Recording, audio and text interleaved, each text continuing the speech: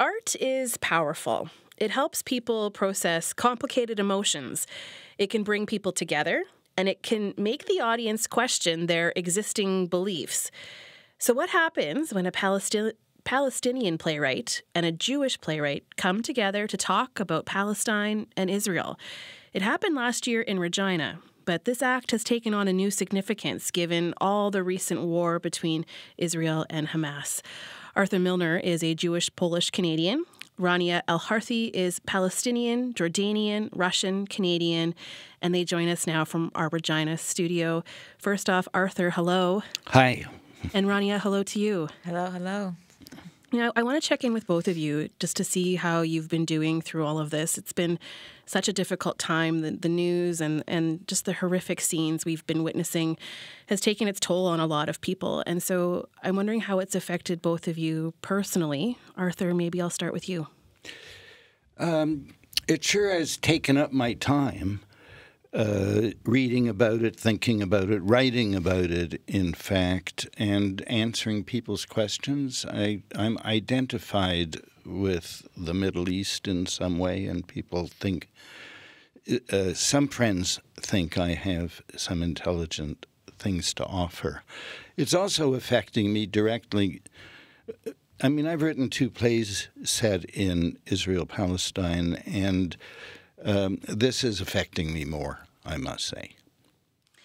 And how so? Like, why do you think that is? I know that may seem like an obvious question, but tell me why it is affecting you so much. Well, part of the reason is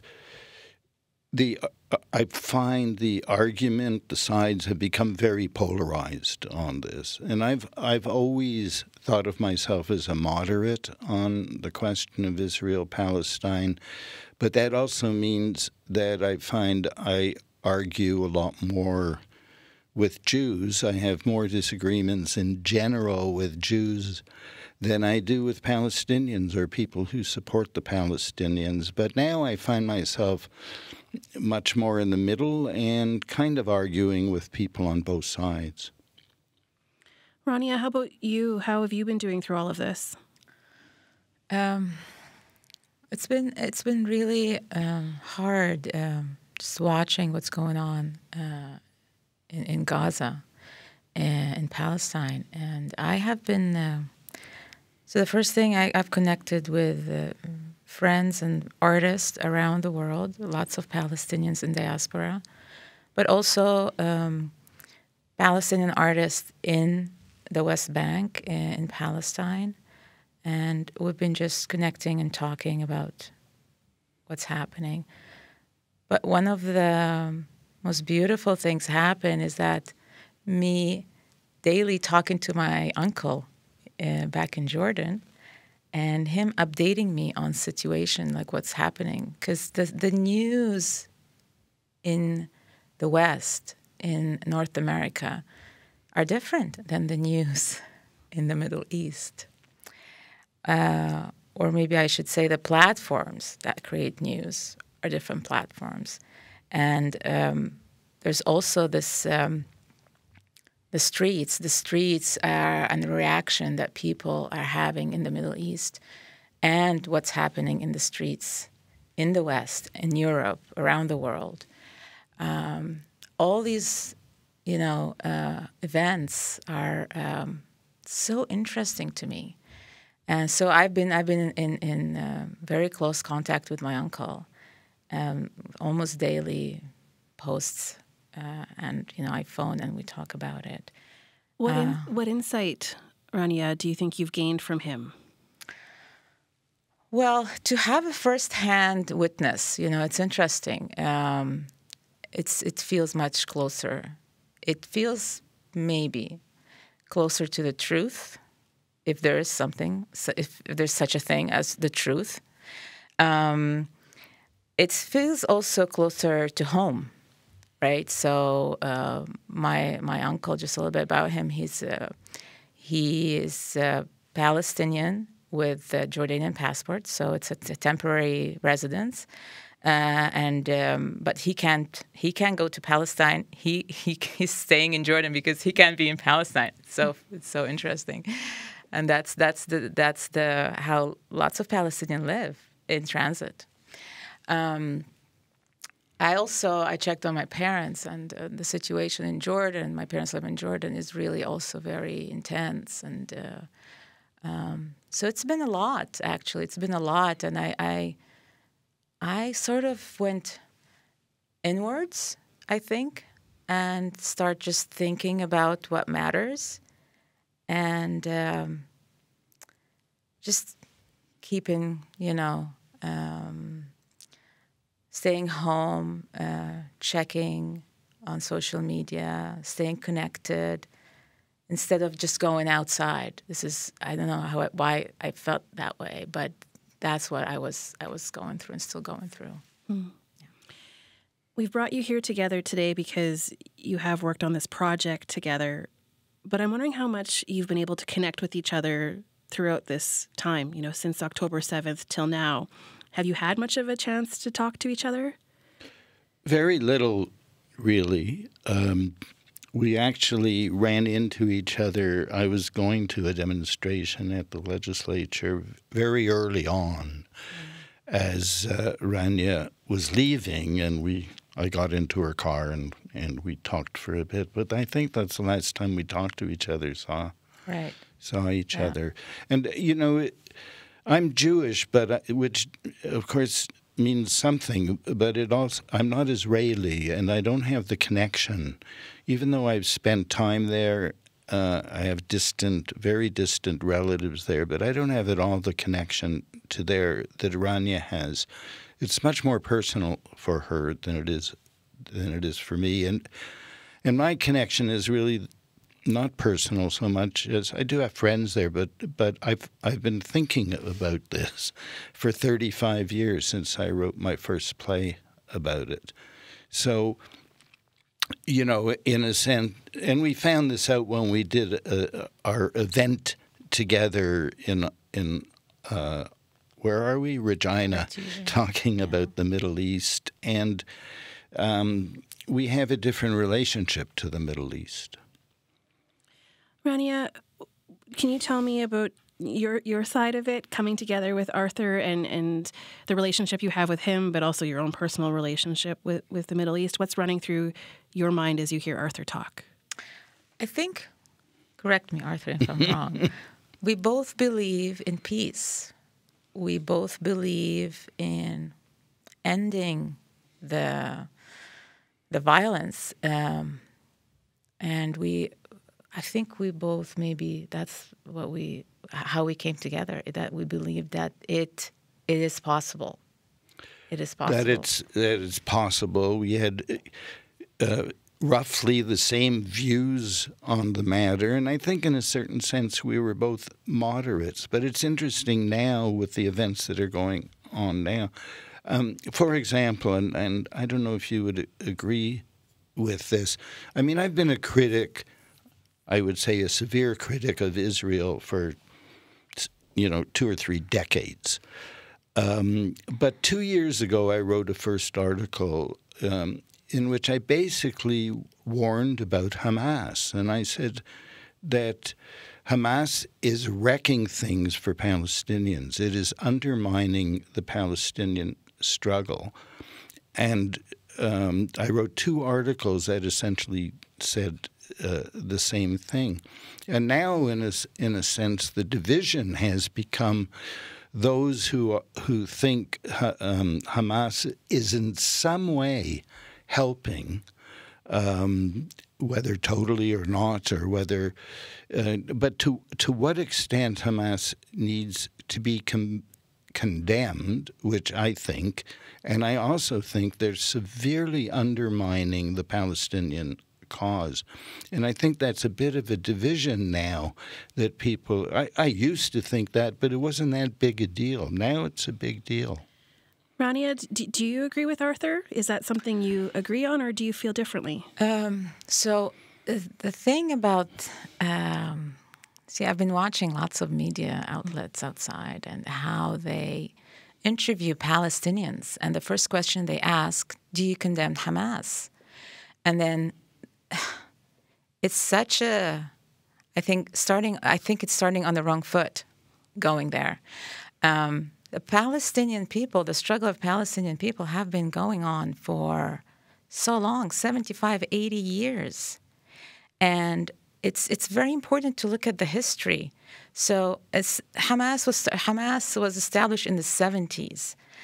So right now, what's happening is maybe, I don't know if that's where Arthur is going, is that the Palestinian struggle is represented through Hamas. There's no other outlets there that talk about the Palestinian struggle. There's no other people are resisting Israel in Palestine except for Hamas. I don't know if that's what you meant, Arthur. But yes, they are not many because they're mostly in jail. I mean, they're all jailed by the Israelis. And we have amazing leaders, intellectuals who speak languages, who can talk to the West, who know how to sit and negotiate, but they're all in prison. They're not allowed to step outside. Before Hamas, there was the PLO, the Palestinian Authority. But also the PLO is a representative of the Palestinian people, but Israel eventually controls everything that goes on in Palestine. So how much Palestinian people have an opinion or have a say in how their life goes? They don't have any. So it's very important to talk about what's going on and what happened. And I see that Western media is focusing mostly about, this is what happened, so let's talk about this right now. Hold on. Let's talk about why it happened, how it got there, and why the Palestinians in Gaza, why the kids in Gaza, 8 years old, has no choice but to join Hamas. What do you think?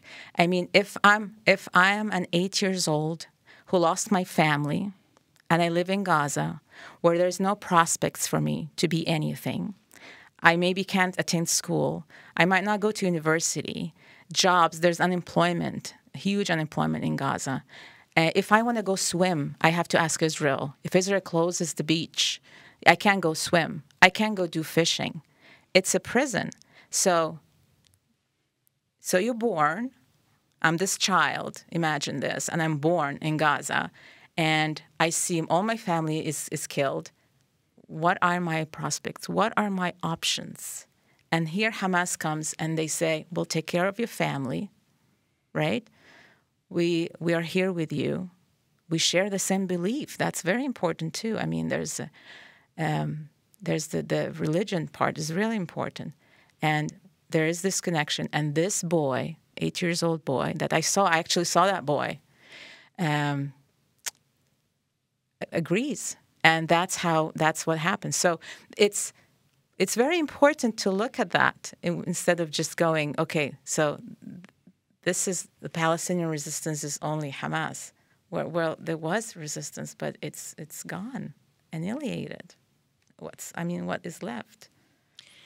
You know, listening to you both share today and thinking back to a year ago when you did come together to talk about Palestine and Israel, do you think that same kind of night could happen right now, you know, given what's going on? And I think that the tension that so many people feel right now in Canada?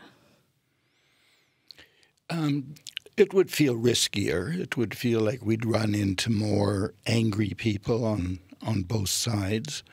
I remember we were asked before by the person who was running the Artesian where this event happened was, oh, that's a bit risky, isn't it? And that was a year ago, and nothing at all untoward happened. But now I think we both feel like, well, you don't know who's going to come, and we might at least get yelled at. Can I respond a bit to what Rania said? I think everything she says is right, and that in fact it's more than that. Israel, it is now widely acknowledged, has been helping Hamas. They've been helping funds get to Hamas. In previous wars, small wars between Israel and Hamas, Israel has let Hamas survive because Hamas is very useful to Israel so that Israel can point at Hamas and say, we can never reach an agreement with these people. There is the more reasonable Palestinian Authority, the PA and the PLO. And Israel, Netanyahu in particular, has done his best to drive a wedge between them. And it's true that, Hamas dominates the news for Palestinians, and that's very much their intention. They want to dominate the news for Palestinians, and Israel wants to help them dominate. Israel doesn't want the reasonable, articulate people, many of whom are in jail, speaking on behalf of Palestine. They want Hamas speaking or acting on behalf of Palestine. And Palestine and Hamas recruits from kids whose families had been killed by Israel. So it's really a mess. I mean, you just go, how do you find a way out of this? It does seem more depressing now than it has in a long time. Is one small way out bringing people together to talk? Like, Rania, I'm actually wondering, do you think what you did a year ago could happen in this moment now? Maybe I think it could, but not maybe in the way we organized it. Maybe I'm not sure anymore. I wasn't thinking about it. I wasn't thinking about would that be possible or not. I was more thinking about, as an artist, I want to talk about Palestine. And I know that Arthur also wants to talk about Palestine. So just maybe changing I don't know how to express myself in my second language. Just have a different approach about it, and maybe wait a little. It's interesting because when it's hard to create art when the actual reality is much harder, much stronger. It's hard. We were taught in the Middle East as artists that we need to wait because the Middle East is a very, very tense place to live.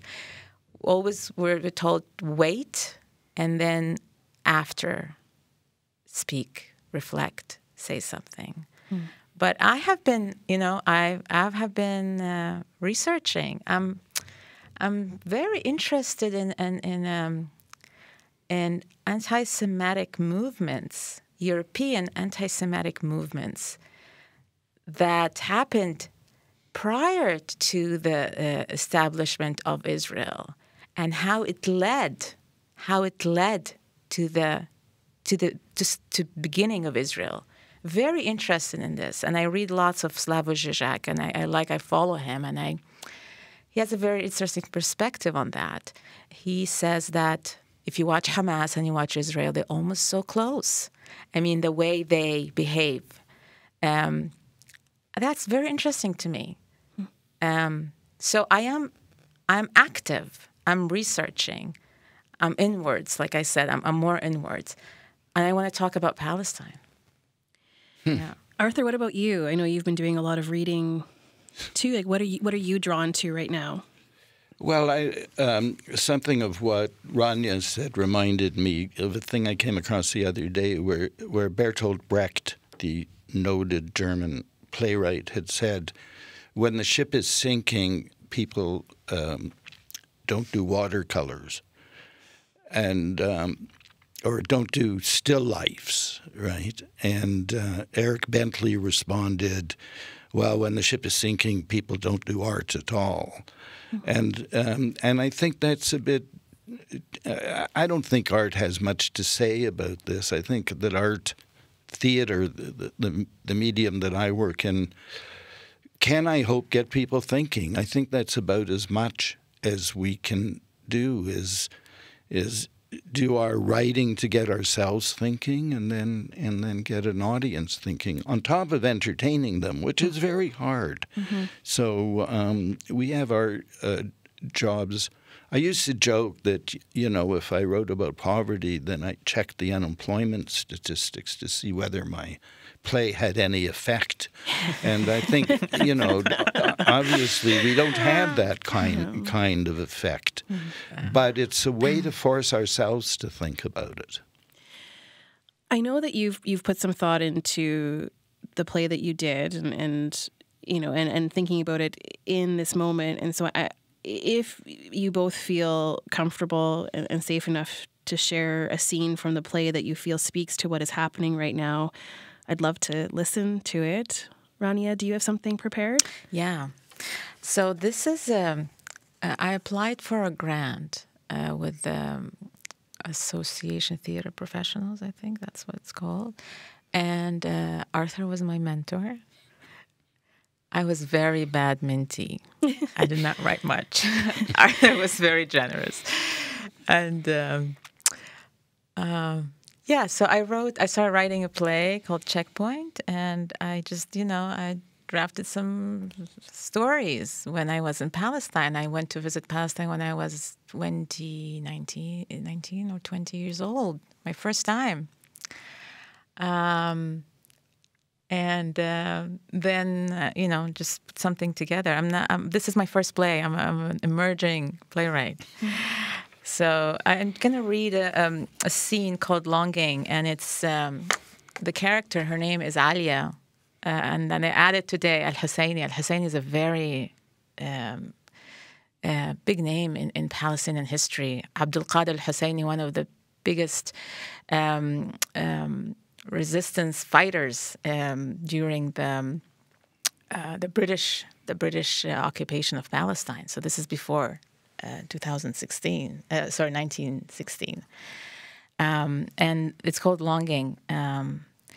Mount Nebo, Madaba, Jordan. Alia is standing on the top of the mount with her father. Alia is 12. Alia, where's Palestine? Dad, look there. Do you see the lights down there? That's Jerusalem. Alia, which lights? There are lots of different lights. Point at a piece of a land that has little houses and roads. It looks like snakes and ladders, Dad. Do you know that game? Dad smiles. Look carefully. That is Palestine, your land. That is where you're from. Light changes. Alia is 21, at home in Amman, Jordan. Dad, how was the land? El-Blad. Alia, amazing. Dad, why did you leave? Why did you give up? Have you seen the soil in Nazareth? It was red, like a fresh pomegranate. How could you leave? Hold on. Back then, we didn't have a choice. It was different. What do you mean? Did you take a good look at the land you had left behind? I'm telling you, the soil was red. Our times were different. We had to fight from outside. I had to leave Hebron. Dad, I want to talk about Palestine. Well, Hebron is one of the worst places to live if you are a Palestinian residing in Israel. Our family still lives in Hebron. Silence. Palestinians in Hebron can only use certain streets, not all. It's a big cage. Silence. But when the Israelis are out of Palestine, all this will be history. Your grandfather owned a mountain in Palestine, our family mountain. Yeah, my uncle told me. He still lives in the West Bank, Beit Jala, right? Oh, the old city of Beit Jala. That's where the family's chicken shop is. Yeah. Beit Jala, so close to Bethlehem, but not as famous. Alia, Dad, tell me more about Palestine. Thank you. Thank you, Rania. Arthur, do you want to share? Wow.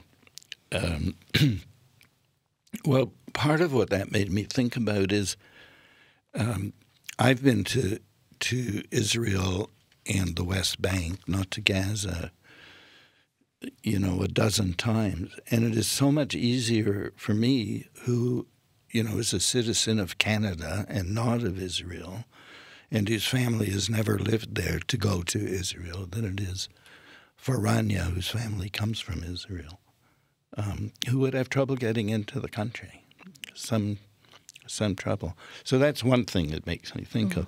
But and also there are all those places that I've been. And in fact, it was reading part of Facts, the play that I'm going to read from. One of there's two, an Israeli and a Palestinian police detective, and they're investigating a cold case. And one of them reads to the other from the Bible, from when Moses is on top of Mount Nebo, where your family is, where that play is set. Yeah. And God says to Moses that that's it, that's the promised land, but you can't go in. And anyway, but that's not the part that I'm going to read. It gets the part I'm going to read. It's towards the end, and it gets kind of tense between the two cops. They've been interrogating a settler who they thought was responsible for this murder, who they thought was the murderer, and it takes a bit of an introduction, but 3 months ago, there was almost a civil war in Israel. And it didn't involve the Palestinians. It was between liberal Jews and really fascist Jews, liberal Israelis and fascist Israelis, fighting for control of Israel.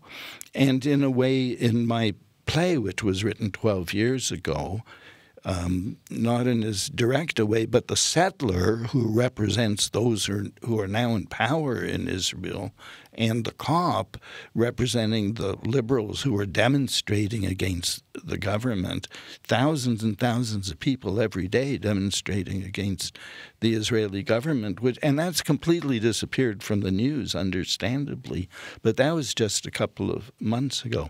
So the Israeli cop just hates the settler. Like in the end, that's what it's very hard for him, because he's a cop and he's not supposed to hate the accused. But in this case, there's this whole history between settlers and liberal Israelis, and finally they realized they thought they had evidence against him, and that evidence has disappeared.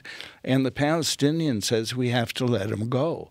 And the Israeli cop says, no, he's guilty of something. And anyway, so that's in the middle of this confrontation that I will read from. So Khalid, the Palestinian cop, says we have to let him go, and finally the Israeli cop says go, and the settler leaves, and so Khalid and Yossi says to Khalid, it's not over. Good. Let me know how it goes. He was in the right place at the right time. He has the right gun. He lied to the police. As for motive, everyone knows zealots hate archaeologists. It's not enough. There will be a meeting with the Americans, the ambassador, if he wants, a few of our people. I will tell them Rakoff did it and have him arrested. You won't. I will list the evidence and I will paint the picture, and he will be charged with murder. Is this your contribution to the Palestinian struggle? These people want to go back 3,000 years. I have to live here. I can't arrest people because I don't like them. He celebrated the mass murder of Palestinians. I know people who celebrate the mass murder of Jews. Do you want me to arrest them? Our army already does that. Khalid says, Yossi, I told you. Hebron al-Khalil is a small city. My family has been there for many generations. Among those killed by Dr. Goldstein were my mother's brother and his son, my cousin, my closest friend. Do you want me to get serious with Rakoff? A false murder charge against him, what's that going to accomplish? Nothing. It's symbolic. Do you want to find out what he's really up to? Do you want a confession? Let's bring him back. We'll torture him. I'm ready. I'll help. If he were a Palestinian in the hands of your army, that's what they would do. They'd keep him in jail for years without trial, and they'd destroy his relatives' homes. Are you looking for some equality of abuse between Jews and Palestinians? Here's your chance. The phone rings, conveniently. Thank you both for sharing those words with us. I'm wondering, before we let you both go, because you haven't had many chances to connect throughout these last few weeks, is there anything that you want to say to one another that you haven't been able to say yet? Rania, do you have something to say to Arthur? I wanted to ask you, what do you think of the streets? What do you think of these demonstrations everywhere, and how people are, this new generation, and especially the Jewish voices, the young Jewish voices are out there. Rashida Tlaib, a Palestinian senator, was, I think they censored her, and the Jewish youth was all around her. It's beautifully supporting her. What do you think, as a Canadian? I'm a new Canadian. It's been 5 years for me. But as a Jewish Canadian, how do you see? I'm wondering, how do you see the North America? Is North America changing? Do you see anything different, the way they're responding to what's happening in Gaza? We should go out for a coffee and talk about it. It's a very long. It's a long question, and I have many thoughts about it. As an old Jewish Canadian, I kind of feel like I've seen this before, and I have a certain sense of the value of demonstrations, which is to say the not great value of demonstrations. It can amount to something, but I think, really in the case of Israel and Palestine, it's governments that have to act. Will people on the street force governments to act? I think they're a long way from that now. I don't know if you know, but 63 Americans want ceasefire. I mean, that's just a recent poll. 63%. 63%. I agree. And do they vote on that basis? Do they carry that with them to the next election? Do elected representatives care? Those are the kinds of questions that I think. One thing I want to tell you, which I haven't told you, is that I woke up in the middle of the night and checked my email, and I got a letter from Arab Digest, which it's hard to tell, but it seems to be a pretty big deal. Do you know Arab Digest? Never heard of them. Out of Britain. Oh, okay. They publish things for the world, smart people, about commenting not just on Israel-Palestine, but about the Arab world. And they published an article by me this morning. It's online, and it hit. And basically, I wrote an article in which I have very concrete solution to the problem of Israel-Palestine. And really, I think it's time for the world, for the international community, to force a resolution. And that resolution would be basically the Arab League initiative, which calls for 2 states. But it's time not to get there through negotiations, which I'm convinced will never happen, but through force, through international armed forces going and standing on the border and protecting the populations from each other, which we know now definitely needs to be done. So it's kind of ironic that this morning it went live. And I feel like that's that my solution to the problem is very distant from the active that's happening on the street. But maybe it's not. Maybe that's what's part of what will convince the United States and Arab countries to get more involved and to say, okay, it's time to just force a solution. Can you invite me to your coffee date, Arthur and Rania? It's been... We'll discuss it. I feel so grateful, though, to have had this conversation with both of you. And I just thank you for coming on together and, having a pretty, could be seen as a really difficult conversation. And I just appreciate both of you sharing. So, Rania, thank you. Thank you, Alicia. And Arthur, thank you to you, too. Thank you. Thanks a lot for making this happen. Yeah. Thank you so much.